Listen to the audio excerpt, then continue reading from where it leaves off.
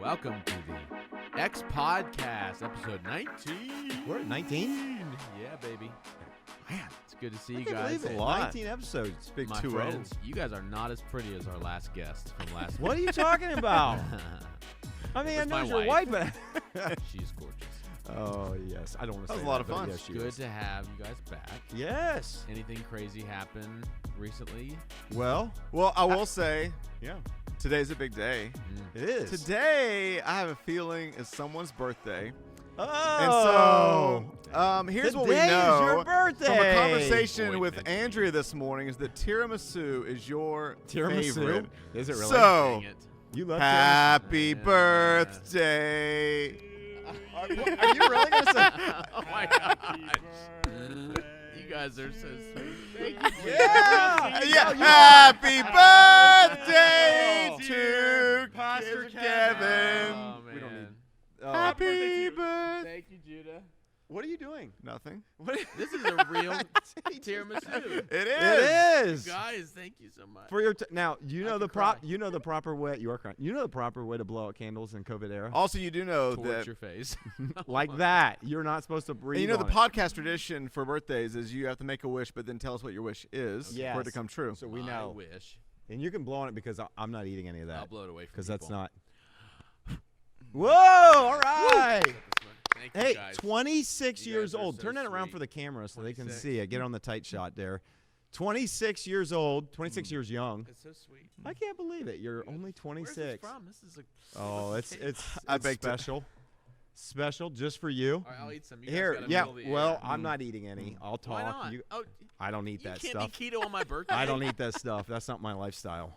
Oh, man, you want some? Pastor Rose, that's not. I will eat it if you eat it. Nope. It's not my lifestyle. All right, I'll But have you some. can. No, I'm on No. my own. I Journey. don't eat that stuff. Listen, on my birthday, I eat everything. But on your birthday, you should. deserve If it. it were my birthday, I would want you to Right. eat it. Well, thank you guys. We'll put this in the middle to Yeah. display it. 26 years young. So, anyways, So sweet. do you want some? Seriously, No, you look I'm like good. no. Here you go.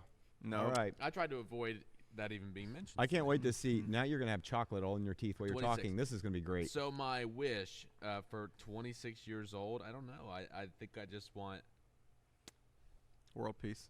And world then peace. Not anything to be back to normal, you know. would you like your stocks to go back up to where you bought them? Sorry, that was I a want previous Dogecoin. conversation. Edward I Jones need called to- me last week, and I just didn't call back. So. No, I don't blame you. All right, Market's one bite. not doing well. One bite's good there. Take a bite. No, I will not. Well, but today I'll we pass do it have on. serious You can- business to talk about. Mm-mm. Other than that, but thank What? you guys. That's so sweet. It's a big day. It's a big day because we are talking about criticism. Criticism. Everyone's a critic. Everyone's got an opinion. Social media age, lots of different ways people can criticize. That if you get on your phone, it's a cesspool of criticism. So I was just wondering what you guys thought about that, and who wants to start off the conversation? Let's get into it. Okay. As I lick the chocolate Yeah, off. yeah. Get the chocolate off your teeth. You go Hard like to this. Let me host. see, let I'm me all see. thrown off now. Yes. You're gonna start crying. I think. Well, I feel like we live in a different world than what I remember. You know, I would say even just early adulthood with the advent of social media. I feel like it's given. We've said this before. It gives everybody a voice, and I think we live in the most critical time I've ever remembered in my life. Give me an example. So, for example, this past year, as I would follow on social media other pastors and leaders, different ways, and I just think during COVID, no matter what someone did, they were criticized immensely. I think about even here locally, our governor, DeWine, and you think about, I remember, Dr. Amy Acton, remember, like she became like this here in Ohio, this like, actually even nationally in a way, this kind of celebrity almost. It was kind of not really, but she was kind of a voice speaking into COVID stuff early here in Ohio. And And then I just remember it was like, 2 months later, she was like, I quit. Yeah. And she was getting death threats at her house. People And showing up at her house. People showing up at her house. And all she's trying to do is a doctor and follow the science at this and gets early in the process. Right. And it was so criticized. And so I think this past year, in everything we've talked about, how it's been so volatile, it doesn't matter. I feel like you could be Mother Teresa today, Yeah. and you would be criticized Totally. for how you're caring for the poor, and that's not even sanitary, and that's, you know what I mean. And so I just feel like criticism is an all-time high. I think social media has aided it in the fact that you can easily have a voice that speaks into other people's platforms, even if you don't have any influence. You have equal. You have a comment. You have a line on someone's post. Yeah, get another bite, would you? And so because of that, I think it's kind of really opened us up to experiencing criticism on a level that I'm not really sure we're prepared to handle. Yeah. How have you seen it flare up in the past year or so?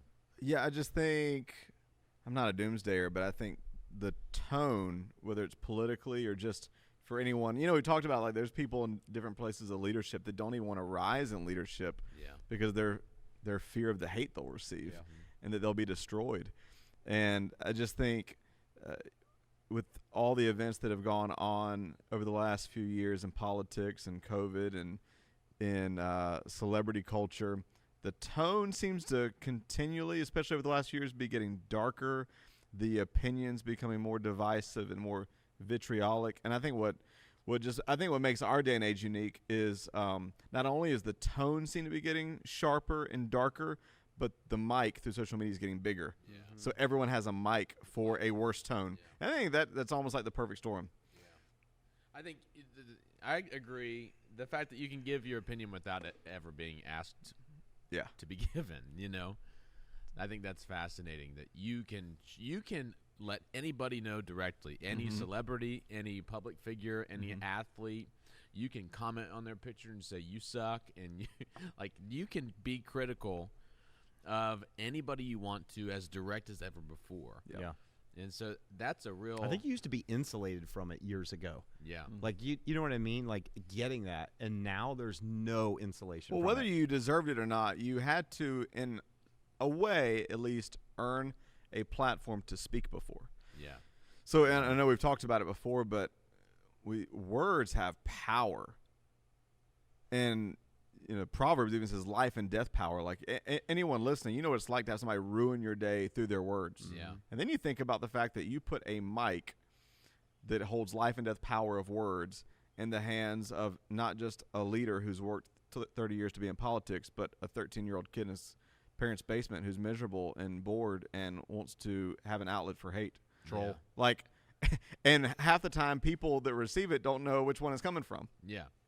I think everybody, no matter what you do, you'll receive criticism in a culture the way our culture is right now. And so I think what I'd love to get into is what's a healthy way, what's a positive way, what are some strategies and structures we can put in our life to handle criticism when it comes from all sorts of different avenues? Yeah. And what would be helpful to people listening, and how do you do it? So I know you get a lot of hate. Why? Why do I? All right. Yeah. We've gotten some Share hate. your We've gotten some hate just from doing this podcast. Yeah, we A lot. I mean, I think first of all, when it comes to criticism, let me just say this. I think there's always going to be a direct correlation to the amount of criticism you get and the amount of influence you have. So I think that's something first to note. If you're not doing anything, if you're not leading, you're probably not going to be getting criticized. That's good. I think it's the status quo that doesn't get criticized. It's someone who's going to come out with a voice and is going to say, I think we should be doing this, or I don't think we should be doing this. It's someone who's going to be leading. So I think the first thing I would say is that you need to. And I remember kind of coming to grips with this as our church grew in size in ministry, and you just feel like you get criticism. You would receive we've received criticism from newspaper articles, criticism and / hate from just people who either didn't like it, whatever, the experience to me personally, to what you preached and, what they think you really meant and all this good stuff. And I think, I want to say that I've kind of embraced the idea that I'm going to be criticized. We're going to be criticized. The more we do, the more we get invested in a community, the more exposure there is when we're trying to show up, the more we're going to be criticized. But I will say this. I don't think you can ever fully insulate your soul from it. Mm-hmm. Like, as much as I want to be able to say it's easy just to put up a guard and say it doesn't affect me, I'm just not really sure that we're wired that it won't affect us. Yeah. You know what I mean? Like, yeah, well, I think the power of, I think it would actually life be, and death is in the tongue. I don't think that changes just because I well, expect it. You know what I mean? Well, in ministry, especially if you care about people, Yeah. there should be an extent to which it should affect you. If you Yeah. care about people, Yeah. I heard Shelley Giglio one time say in ministry, there's two requirements: thick skin and a tender heart. Yeah. You have to have both. Good. Because you're gonna have critique. But I think it's a great thing you pointed out first that at a sports game they don't critique the fans; they critique the players. Yeah. And if you don't want to ever be criticized, just don't ever try to do anything meaningful. Mm-hmm. But if you endeavor to do something meaningful, just know. Somebody one time threw out this: for every 100 people in church, that's an extra hater, or whatever phrase they used. And the higher you go, the more meaningful story you try to live out, the more critique you're going to invite. And so I think knowing that does help. is a really important part of it. But I don't think that you could ever insulate yourself from it. I don't think you should ever fully insulate yourself from it. I think because we'll probably get into the practical, but I was just thinking just now as you're talking, one of the things that I think is a way to protect and posture yourself in a healthy way against critique is first what you do internally. Mm-hmm. And this may sound weird, but one of the things I try to do to posture myself from being deflated by critique is to actually not put too much stock in praise. Yeah. Yeah. I once heard someone say, if you live by praise, you'll die by criticism. Mm-hmm. So, I communicate from time to time on a platform. And so by some people's response, you would think, oh, Apostle Paul, people just can have elevated opinions of you, very inflated opinions of you. But if you're not careful, you can buy into your own press clippings and think, oh, man. When the truth is, you're never as great as your fans think you are or as bad as your enemies think you are. Mm-hmm. Your critics, yeah. And so whatever you do, especially if it's in a public arena, people will have inflated opinions of you. And if you let that be any kind of source for your value, then the moment you have somebody dislike or not sing your praise or critique, you'll be deflated in despair. Yeah. Yeah. It's good. I think it's worth talking about that. How do you handle criticism when it does come your way? Mm-hmm. And like I said, it comes in many forms. I think about my son. He's at the age where he's witty enough to criticize our parenting of him. He started saying this thing. He said, well, you put that down or go sit here or you're going to timeout or whatever. And he's like, you made a bad choice, Daddy. You made a bad choice. So, you made a bad choice, Daddy. I'm like, no, I didn't. Yes. I did not make a bad choice. But you get criticism from all different avenues, not just social media, not just if you preach messages, not just if you're a supervisor at your workplace, but it comes from, I think it just comes to you, and you'll find it. And there's not just criticism in the air, but there's critical spirits all around you. Yeah. And people, as they navigate their own brokenness inside of them, sometimes what comes out sideways is that critical heart. And I think that everybody thinks often about the things that go on around them that they could do better. Yeah. When we walk into environments in our church, it's like, man, here's some ways we can improve that. Yeah. Well, the critical way to say that with a poor spirit is to say, well, I could do that better. Right. Instead of saying, here's what I could provide to make this better. Yeah. And, regardless of who does it, me or that person. And so how do you handle criticism? How do you respond to the critics in a healthy way? You know what's interesting? There's two kind of, veins of thought when it comes to dealing with critics. And I'm just curious, both you guys, if you have a take, because it's interesting, like both of you are both in a way, I would say you guys would lean toward confrontation a little bit more so than maybe others. You know, you're an Enneagram 8 as a challenger, and you're a closet 8. And so you guys, you guys both, like, I feel like you guys both kind of lean toward it a little bit more. And I think there's, you know, I've always heard, you know, there's don't respond to your critics.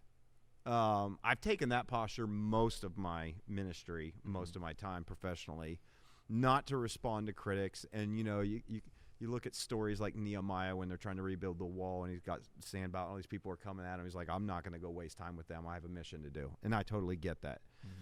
And then I see other people take a different approach, which is, no, I'm going to speak truth where what you're trying to criticize or what you're trying to bring is not accurate of my motive or whatever it might be, which, again, depending on the forum, a lot of times can turn into nothing but a social media war.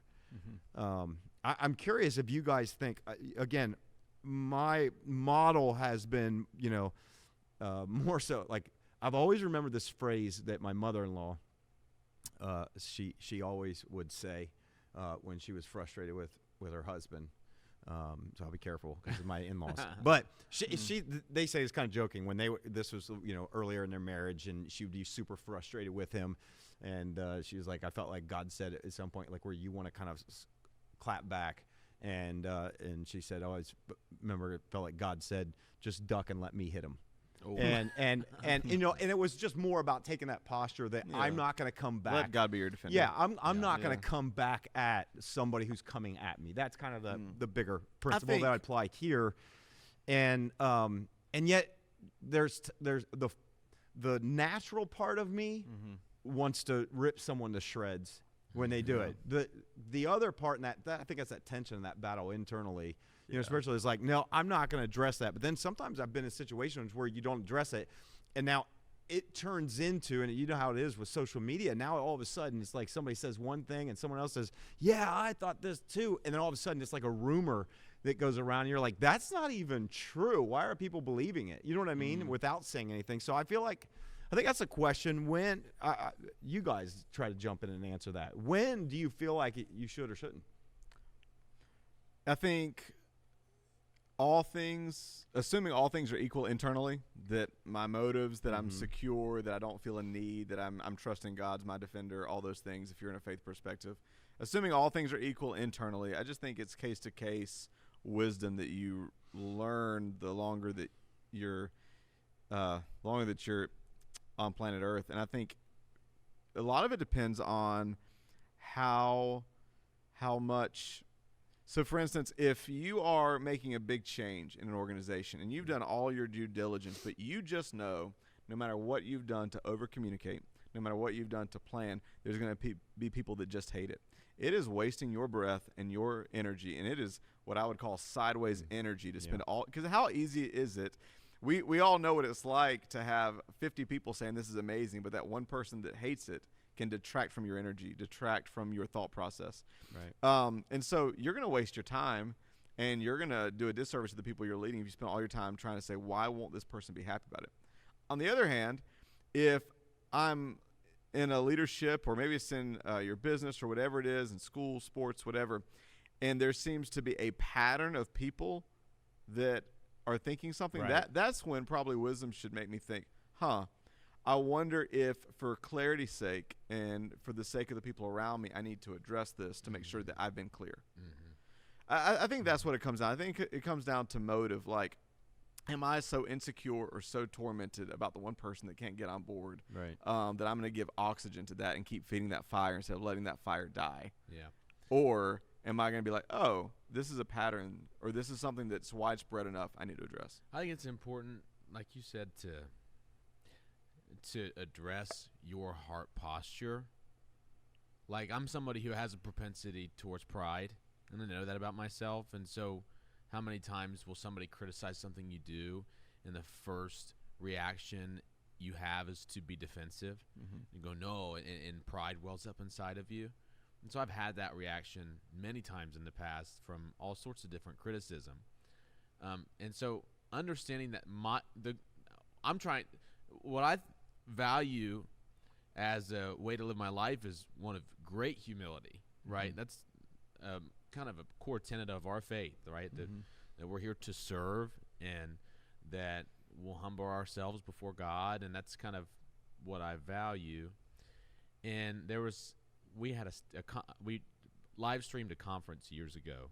Remember, Mark Driscoll was a pastor who was at a church in Seattle. He started a huge, successful church, like one of the first real multi-site kind of churches that put out music and content and things like that, very well regarded, until he had a horrible fall from that place, like a real tension-filled time at that church up there.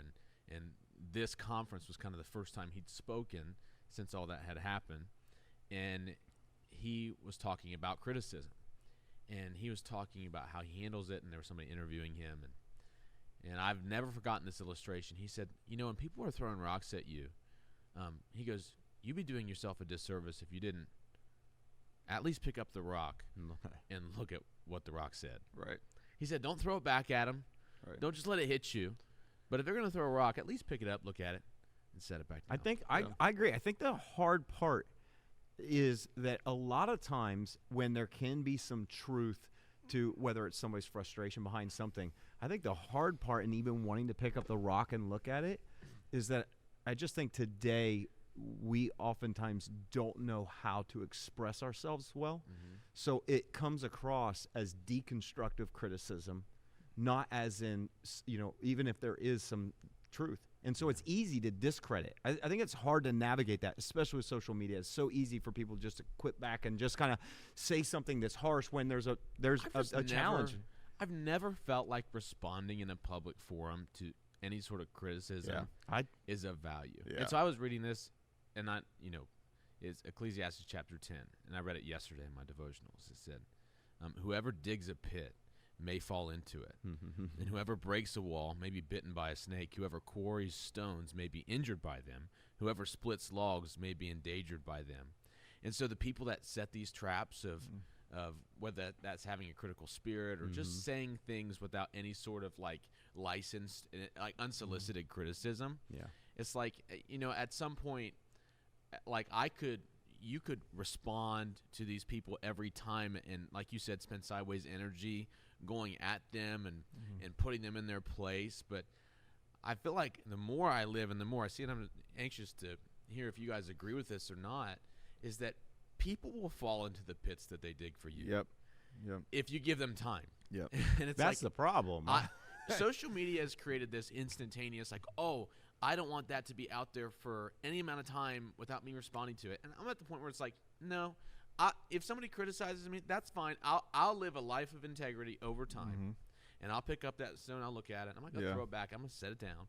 And if they're trying to dig a pit for me, and I know that it's not, it's like, well, I'll let them fall into that same pit. I hope they don't. I hope that we can resolve things, or that what they're saying is with the heart to actually help me. Yeah. But when it's with bad motives, then it's like at some point I'm just gonna let that happen. I'm the same, and I just think, I don't know how to say this graciously, but I just think bullets from a keyboard are a coward's battle place. Yeah. And I just think one of the things, if I ever do respond, I just gotta be honest, I've not been on social media since 2020. So me neither. That itself, and I've gotten flack for that, but I know my own soul, and right now I don't. Yep. But when I've been on before, just like you, rarely ever respond. But when I have responded, I've usually just taken it immediately to private message. Because to me, as a follower of Jesus, what you do, you go to that person. You don't hide behind a keyboard. Yeah. If there really is something that's worth saying, and I only do that if it's somebody that really already have a relationship with at the church. Yeah. I think that's a really important piece that we probably spent a whole podcast on, is for when it goes into critique. If you are honestly, first off, if you're throwing critique, are you honestly trying to help somebody, or is it just a critical spirit that you just feel so miserable about yourself that the quickest way for you to feel valuable is to tear someone else down? And if that's the truth, then, man, let God put a purpose in you so that you no longer feel the need or have the time or energy to do that. Because I just don't even have the time or space, emotional space, to want to go attack or critique people. But if there's an issue, usually on social media, I will just take it straight to private message because I think that's what adults do. And that's what Jesus followers should do, and just say, hey, let's talk about it. And usually once I do that, it either ends really well or it's ignored. Yeah. And I find that I think a lot of people that post publicly on stuff, you wonder, okay, I think they're baiting. They want you to come back and say something. Yeah. And so I think it's a good practice.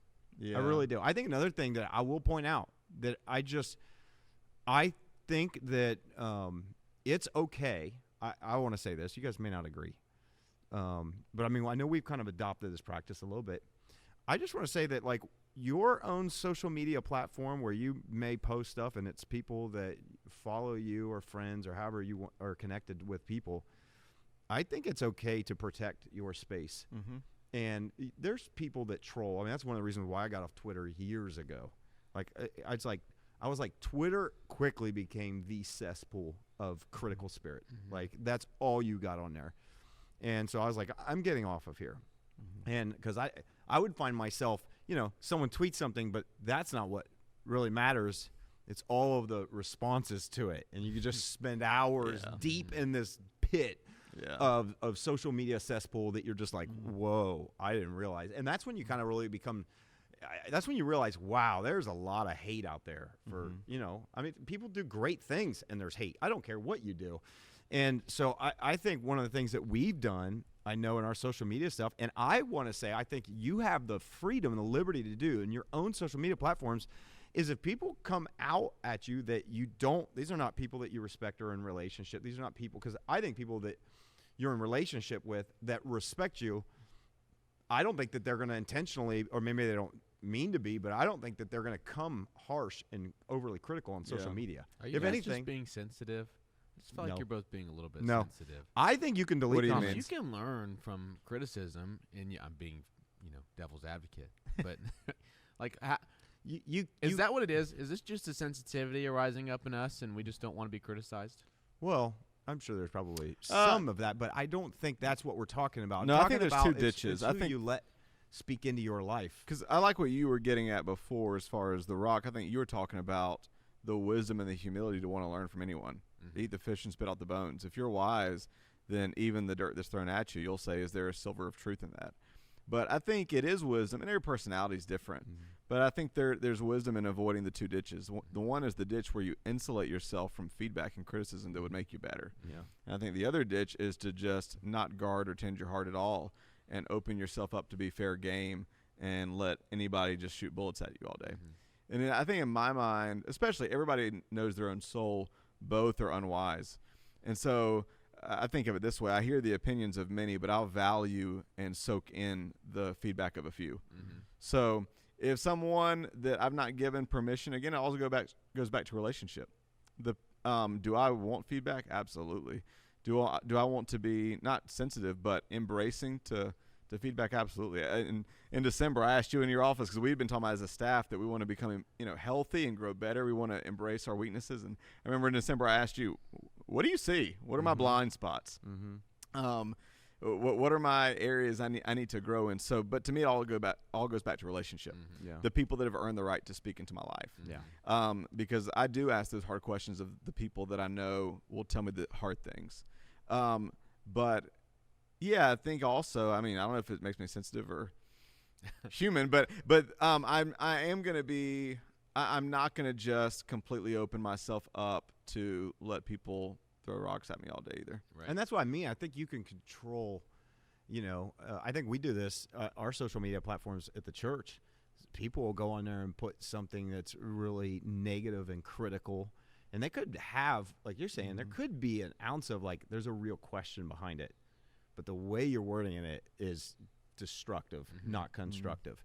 And I think I know what we've done as a practice, like, no, we're deleting that comment. We're not going to get into it with you, because obviously from the way you've even approached it, you're not open to hearing what we're trying to say. You have a response before you even ask. And to me, there's a huge difference between somebody who comments in a overly negative, hypercritical, attitude. You can tell versus someone who's asking a question to understand. Yeah. And to me, there's a huge difference. And I don't think it's that difficult to see it. Honest questions in the questioning Yeah, spirit. and I feel like it's not that hard. And to me, I think one of the practices that we've kind of released, our social media director and other people, is like, you can delete those comments and then we'll direct message them because we care about people. Yeah. So they'll do that and then direct message them and say, hey, if you'd like to have a conversation, here's the phone number. We'll talk on the phone. Yeah.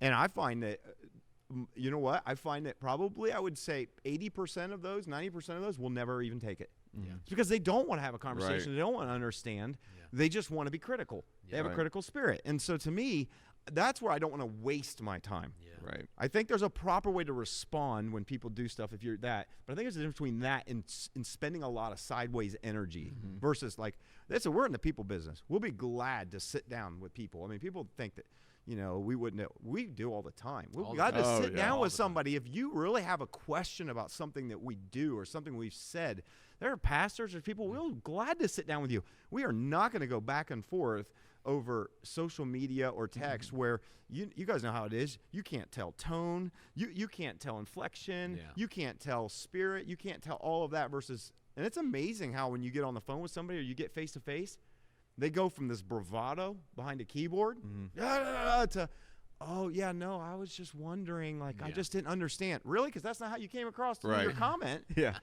So to me, I guess what I'm saying is I feel like we need to take control of your platform like it's your space. And you can block. And you can say, I'm going to ignore people's comments. Wow. And I'm going to do that. And you can do that. And I don't know that you should feel bad about it. Now, again, if you get a bunch of it, then it's usually an indication of maybe there's something there that's not clear. But what I've come to at least comprehend is not all criticism is created equal, right? Right. Mm-hmm.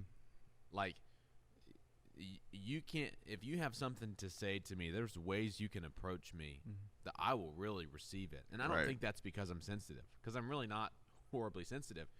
It's just, like if I were to come to you, I think all of us have had conversations with each other, providing feedback in certain areas. And there's a way to do it. There's a way to give unsolicited criticism without having a critical spirit. Yeah. Right. But I think the problem is too many people criticize for sport and for recreation. And like it's like I'm gonna go on Facebook or I'm gonna go on Twitter and I'm gonna go and tear people down because it's just what I do and I know I can start stuff and say that. And it's just accepted widely, and it's just a fruitless life. Like it's really it's a horrible place to be.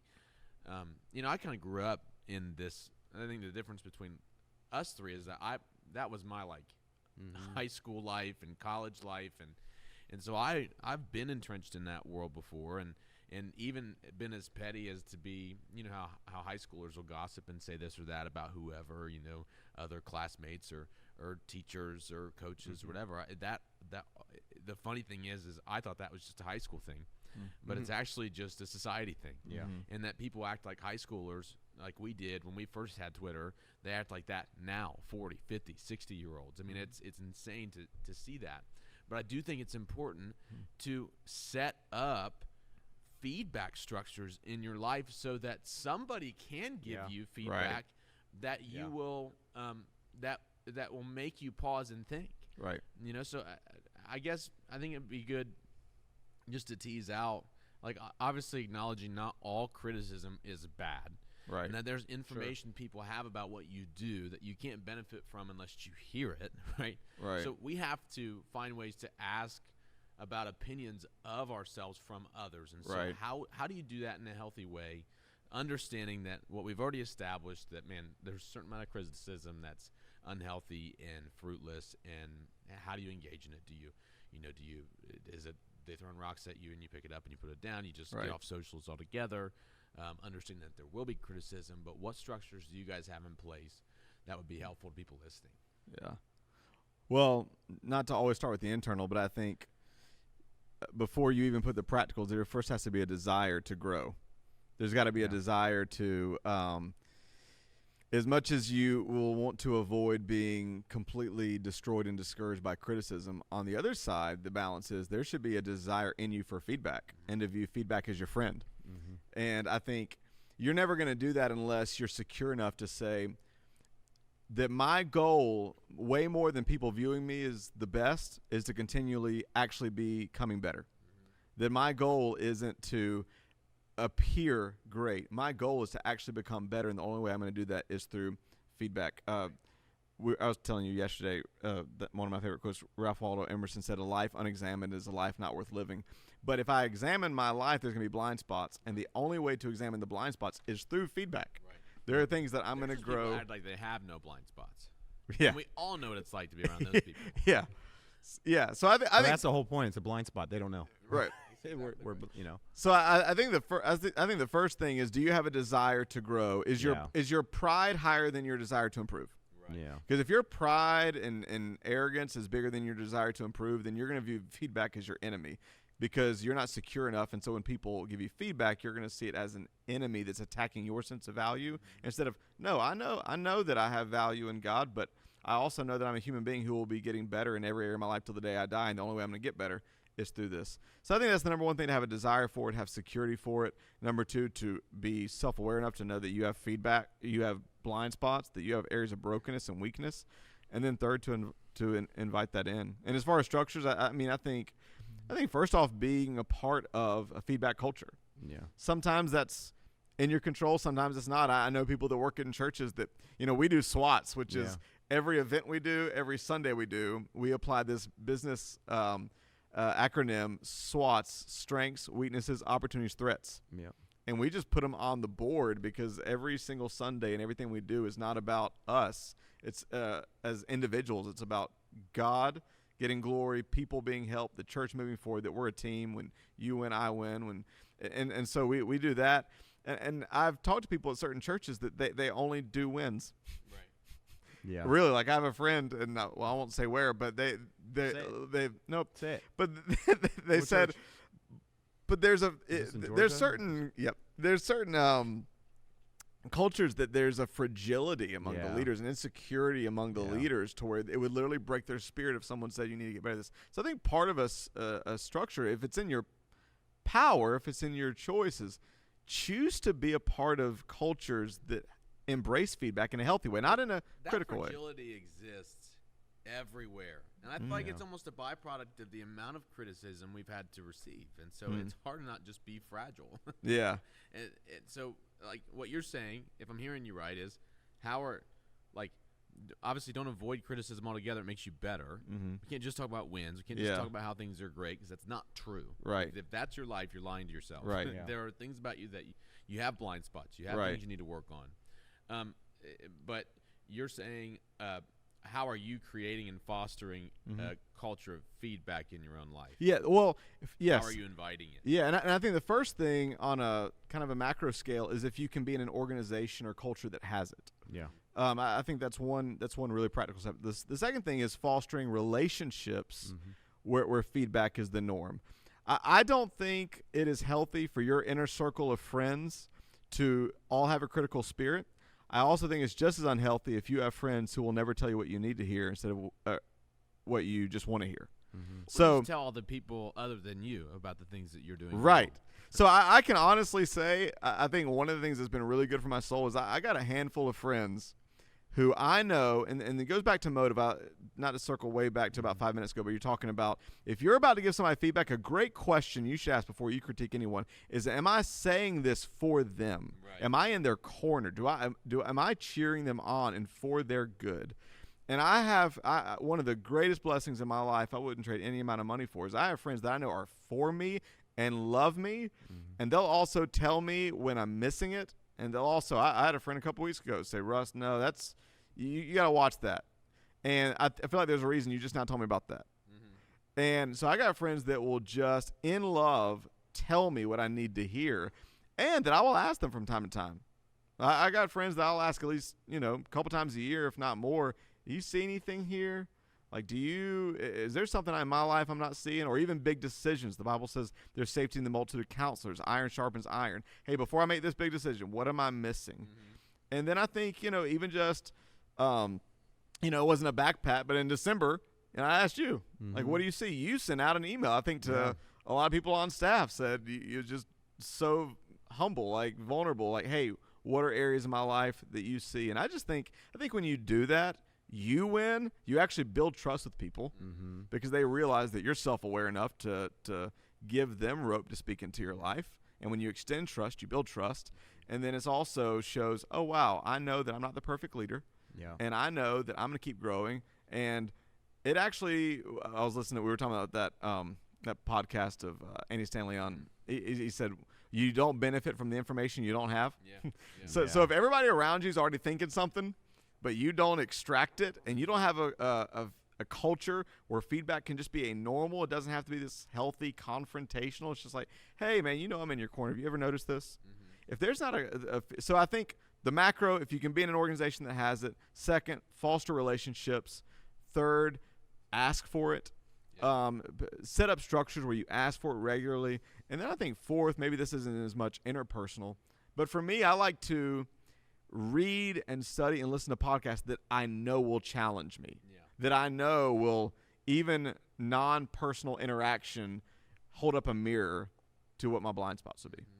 Yeah, it actually overwhelms me the amount of, I don't know why I'm leaning back Why today. are you chilling? I'm just feeling, I guess it's your birthday. Feeling You chill. do whatever you want. I keep going back to the sensitivity because I think that what you're saying is so helpful, but first has to be predicated on an understanding of how much feedback I know I need, Right. and how broken I am, and we all are. Yeah. At the very root of it, and I think that's what's been a gift to my life of following Jesus. Is, man, I will always fall short, and it's God's Right. grace that completes it. And it's incredible to me how many people spend their entire life building themselves up to a place where it's so hard to give feedback that they need. And so maybe but it's an easy trap. I'm not saying people always do that on purpose. I actually just think it's a trap people find themselves in. And have you ever been on a sports team and your coach will be really hard on you, and they'll tell you, I'll stop being this hard on you when I stop caring about how good you become. Yeah. And I think that that's real about the friendships you describe, is that if I get really scared and nervous when all the friends around me become quiet Right. as far as speaking into my life. Yeah. And, you only stop giving that kind of feedback that would be helpful when you know that it's not being received. Yeah. No, it's true. I had somebody tell me, a leader one time said, when I start being silent, that's when you should be scared, because that means that I think you've reached your ceiling. Right. He said, but the greatest compliment I will ever give you is to continue to pull the best out of you. And if you have a desire for greatness, like right now, I've danced around the topic, but I finally finished the first draft of a manuscript of a book I've been working on for 4 or 5 years. And my friends laughed at me because I printed out and shipped out 4 or 5 copies, and some of them laughed at me. They were like, this is so Russ, because I have a 4 or 5 page typed out feedback form stapled that is organized, and the first few paragraphs I literally put in there, hey, I don't want you to be nice, because feedback I view as my best friend in this process. Because at the end of the day, I know the people around me, oh my gosh, that's so great, but I hopefully not in an arrogant way, but I want to be great. Yeah. I want to be great, and if I want to be great, then the last thing, I want some encouragement, but the last thing that I really need is fluff. I need you to tell me where I can improve, where my blind spots are, where I'm weak. Yeah. Because that's the only way we all get better. Yeah. I think it's interesting because so many people want influence, and so little want to establish the structures that are going to sustain any amount of influence. And so I think that's so interesting about what, Pastor Tim, you do, and you have a lot of influence. I know you wouldn't say this about yourself, but man, the amount of people who their lives have been affected by you spiritually, and the church you've built, and what God's done through you, it's incredible. But I know that it comes, I've seen it firsthand, with an astounding amount of feedback. I mean, from all sorts, from the little stuff like, oh, the music's too loud, and to the most personal of things about you, your family, your character. And so how have you been able to now sustain the influence God's given you over the course of what's it been 17 years now or so, what would you tell somebody who says, I just want to be, like you said, great, I want to do something well for a long time? What are the things you'd say? You know, I think I think if you aren't critiquing yourself first and you don't have that kind of mindset, which I think anybody that has a mindset where I need to grow, I need to get better. Yeah. If you don't have that kind of mindset, I think you will crumble under the weight of everybody else's, because they will give it. Yeah. So I think there's a different approach that you take when you're the first to ask the question. Yeah. Like, I need to get better. Right. And I know I'm not great at this. And so I feel like if you have that perspective as you approach anything, then I feel like other people, when they give that stuff, then you're like, you're not the first to ask this question. I've already asked it myself. And I remember back, there's probably a significant shift that kind of took place in my mindset. It would have been just summer of 2007. It was right after I went full time. And I think I had all these ideas of what was going to happen, at our church when I went full time in ministry and left, my other career. And that summer I got to a place of being really frustrated, and I didn't know why, and nothing was changing in our church and growing. It's like I went full time and nothing happened. I was probably young and impatient as well, but I remember that summer just feeling really stuck. And there was a moment where I really felt like God spoke to me, and just kind of it showed me something and showed me that I had a lot of pride. And I remember I was telling our team, or we had like a kind of original planting team and all this stuff. And I was like, God showed me something. I have a lot of pride. And they're like, no, we don't say pride, and it was not in the way I carried myself. It was an internal in the way I thought I knew how to do everything. And I thought I knew what I was doing. And something changed in me that season where I began to seek wisdom and advice from other people. Again, that was me going and looking for it. And I began to read, and I began to listen to podcasts and church leaders and other things that would help us. Like, at this size, you should be doing this, and okay, I'm going to do this, and this. And I wasn't so prideful anymore. And I think that kind of really began to change things, is the way I began to see myself as like, I'm not as good as I think I am. Or I'm not as good as I want to think I am. And that kind of shifted some things.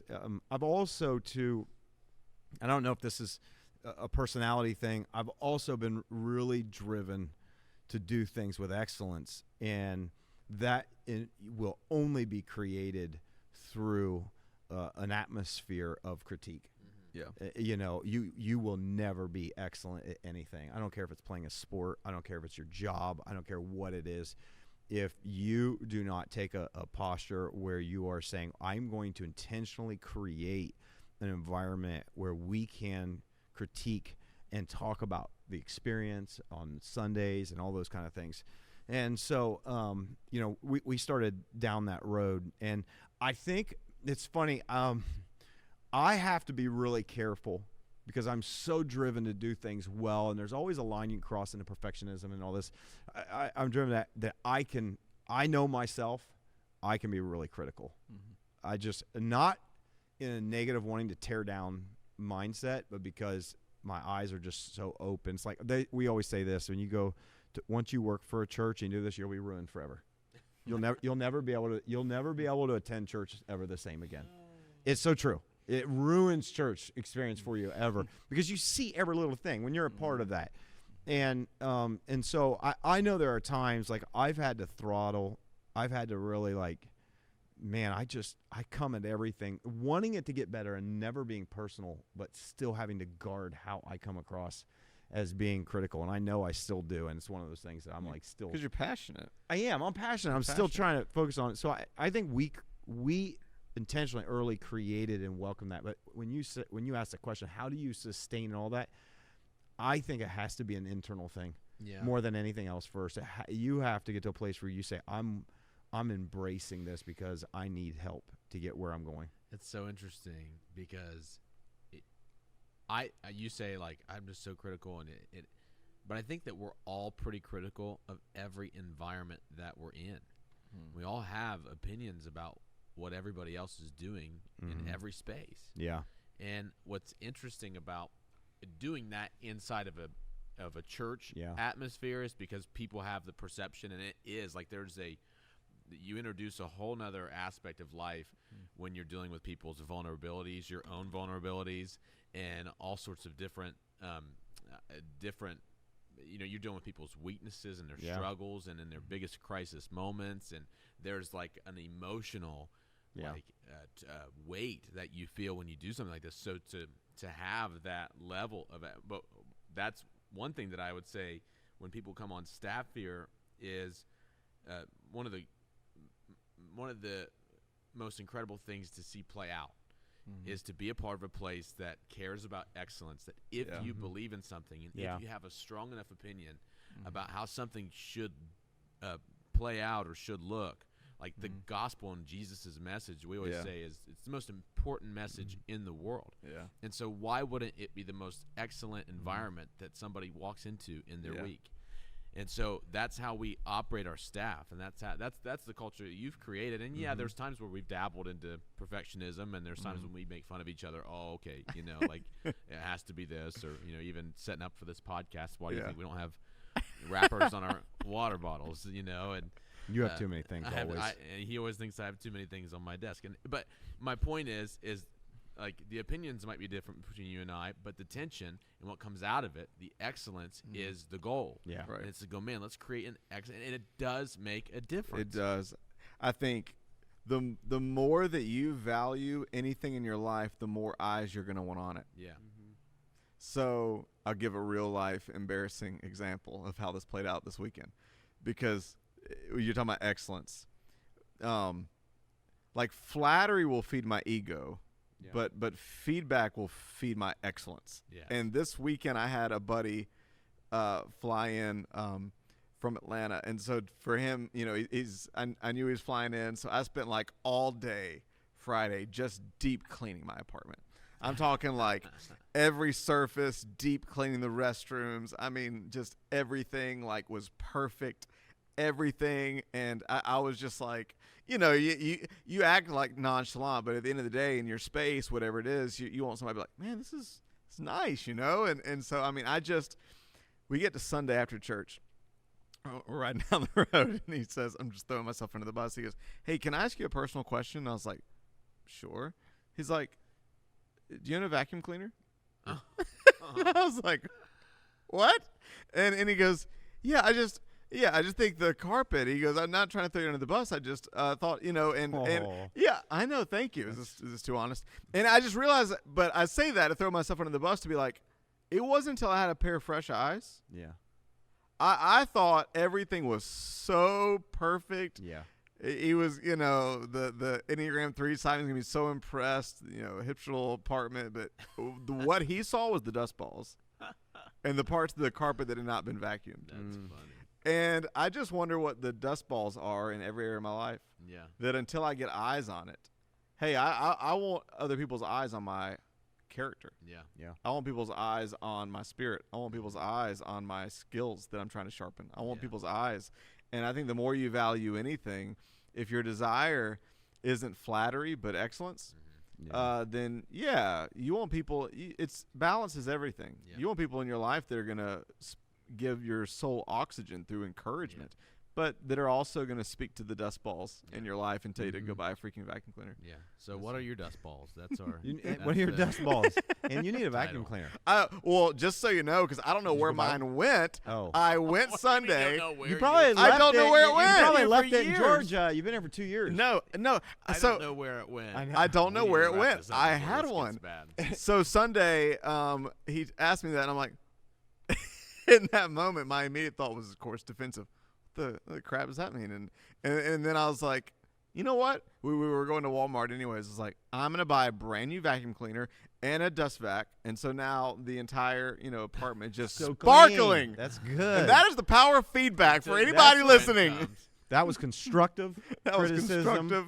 But I think it's a good lesson, and I think you will only live a life as great as the feedback you invite. Yeah. And we're all going to get unsolicited criticism. We're all going to get unsolicited feedback. We're all going to pick things up from society. But I think we're all responsible for what we put out into the airwaves as well. Right. Yep. And what you put out to the people that are closest to you, and even your kids and your parents and your spouse and your coworkers. And I think it's important, and what you guys have said, just to sum it up, to go, man, am I asking for feedback as much as I give criticism? Yeah. That's how you know if you That's have a good question. If you Sure. have a critical spirit Yep. or not. Yeah. That's what I want to avoid. I want to the second. And You this can is- dish it, but you can't Yeah. take it. How many of us Not have even met that. people like that? Yeah. They love dishing it out. But the second you give something Oh. back to them, Yeah. it just crushes them. And can I just say this? Just a follow up.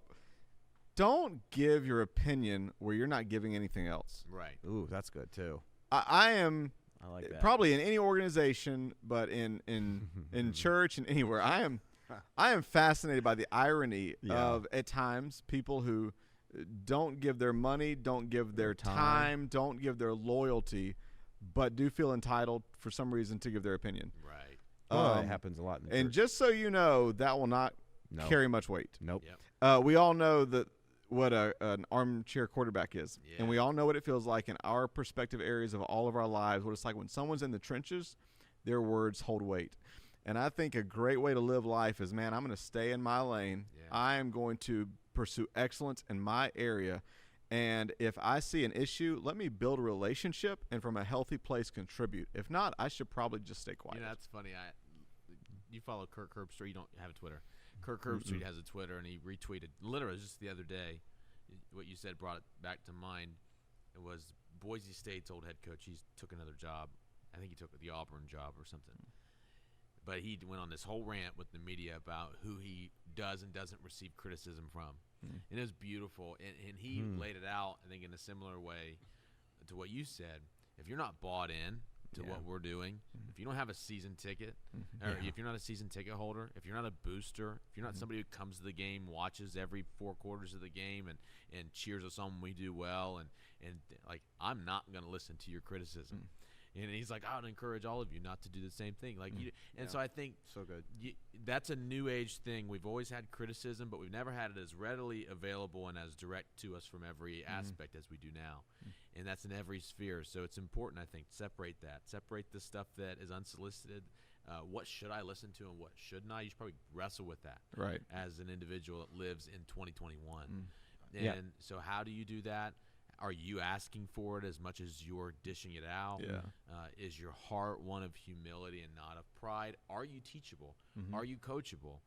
Can people and give you can that we feedback? also just say, why couldn't we just get to a point where we also don't assume the worst?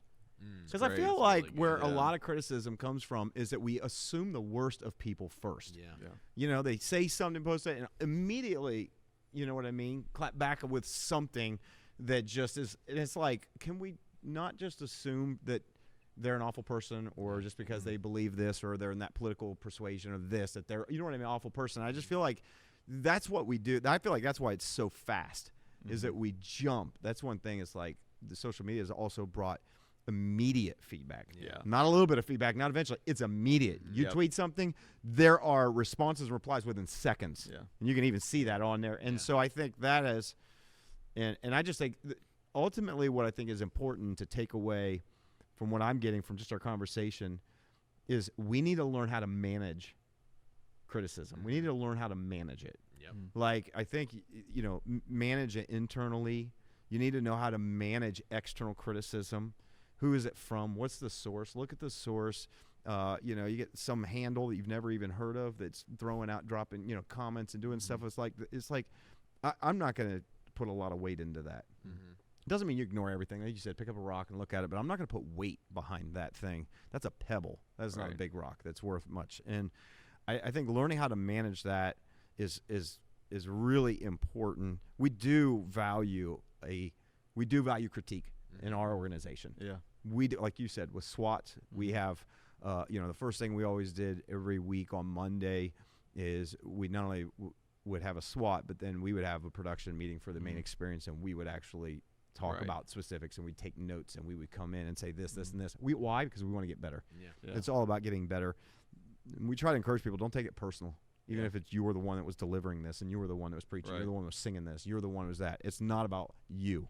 Yeah. You know, and so I think learning how to manage criticism, and I think learning how to manage your space where it's like, I'm not going to let that person and that comment destroy my spirit. Yeah. Like, and that's where I think we have to learn, even with social media, how to manage that. I think maybe getting off of, like, I've been off social media for 2 months now, and it is amazing how it does change your mindset. Like, I don't even consider that as a source of influence. I have other people in my life that I look to, you know, and have you guys, and we're very open with each other because we all know each other, love each other, and want to get better. And so I Speaking think of source, consider the source. consider the source When you receive feedback. Yeah, I it's all good. I don't mean to introduce something additional, Uh-oh. but I would also say that if you're lacking in constructive criticism or feedback that you're getting in your life, you're probably lacking intimacy with others as Yeah. well. Mm-hmm. And what I've come to learn, because I'm probably somebody who'd be more defensive, you know, I've had to do a lot of work on that, but to go, man, that sometimes the greatest intimacy with people and others is when you allow them that voice in your life. And when you allow, like you said, you know, where are my dustballs? You know, but Did you just put another accent in I there? I won't know where my dust balls are. You know what? I am I won't know. defensive over your accent but you're, impersonation. I know, but Just sorry. kidding. You buy me a cake and I make fun of you. Yeah. But you know that, like with your friend, you're probably closer now because of the time he spent with you and the honesty that he gave you. Yeah. In that little way, it's a, you know, it makes your relationship better, doesn't tear you apart because he did it with the right heart. But he also Yeah. did it well. Yeah. Hey, do you mind It if I was ask you funny. something personal? You know what I mean? Versus Yeah. like, He must dude, not you're a have done it very slob. well. Yeah, no, he did. It was funny. I was like, Do you I did have a few you have a minutes, vacuum? and you know what's funny? I bet he searched your apartment But for a what, vacuum this is what first. shows my defensiveness that I had for a few. First, I was like, because I literally did say, I was like, but I did all of, and I went through the list of all the things I did right. And I was like, ooh, even in that small little thing, I had some defensiveness there. And I think what you're saying is a great indicator that, A, if you're not receiving honest feedback, it may be because of intimacy, or it may be B, that you may not be super approachable, and you have a pattern of defensiveness. And so people feel like they can't give you feedback. What was it Andy Stanley said? When all the people around you become quiet, that's when you should be scared. Yeah. That if people feel like they can't honestly talk to you and approach you, Wow. that's an issue. Listen, Whoa. this has been a great conversation. Birthday cake. The He cake wants is to finish it delicious. so we can. Hey, Yeah, I'm gonna you're wrap gonna this eat your up cake. because I need to have my cake and eat it too. Yeah. But as you're listening to us, we're just so thankful for every single person who is a part of our X Podcast family. And so if you are listening, like this, share this, subscribe. Or you can. And ironically, or you give us can feedback. unlike it. Or you can unlike it. How does it? What is the thumbs down on YouTube? unlike Is that it. called an unlike? And Dislike? You are the one person Unlike's not a that word. thumbs down our YouTube Dislike. videos.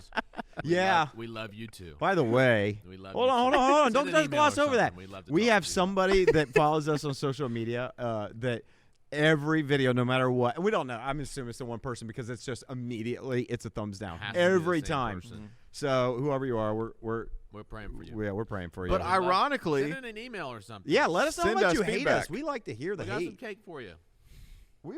We've heard some feedback. There's Yeah. people that don't like what we say and don't agree with us. but it's and good to hear that's feedback, and fine. especially when it's intelligent feedback. That's Yeah. probably another episode for another time. Is If you guys have how to get more feedback say on agreeable. feedback, then it's got to be a part of part two because I want to eat this cake. All right. And I don't need more to say. Can you gotta wrap it convince up. You have me that this anything has no sugar in it? If you have anything critical to say, just send it to Kevin Illich at. but if you want to send a question, we got a couple questions we're working on episodes for, Oh, and we good. love addressing those topics. Yeah, so we send got an some email into podcast@thex.church. We'd love to hear it. Yep. And with that being said, let's wrap this thing up. And we'll start back. Happy birthday again. Happy birthday. Happy guys. birthday. I want You to guys are the say best. I love you. Love you. Thankful for you. I love you Yeah. guys. And I love you.